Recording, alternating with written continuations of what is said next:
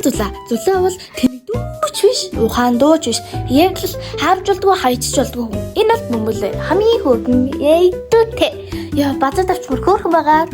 Яа нөхөр нь хитрхи аялах туртай ихтэрэн чиж арай гэж найд нь үлдээсээр хагаад зулааг үлдээсэн байгаа. Танагийн хамгийн том хөөрхөн хүн. Ээдүүтэй хөөрхөн цэцэг шиг охин.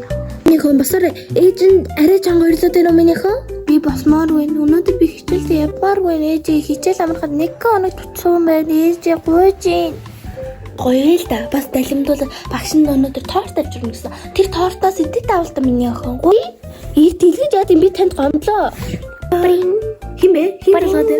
Оо манай нөгөө сарнагийн манай хүүхдүүд нь ирж ах шиг байна. Яй, та хоёр ямар удажиж ирвэ? Гадаа амар их салхитай шүү те. Тийм ээ. Тийм. Яа, ирүү. Та хоёр амар тэнэг. Яа чи амар тэнэг. Би таныг бодвол саахан сэтгэлтэй. Яа чи тэнэг юм уу? Өнраа юу хийж ийн? Наа, энэ тэнэг юм чи намайг амар тэнэг минь гэсэн. Яагаад тэгэж хэлж болохгүй шүү дээ.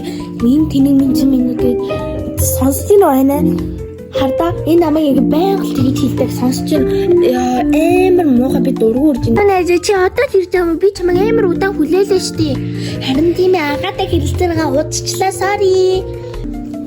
Миний дүүнэр ямар хоол идэх юм? Ичэн ямар өстэй болсон байна? Гоё яана.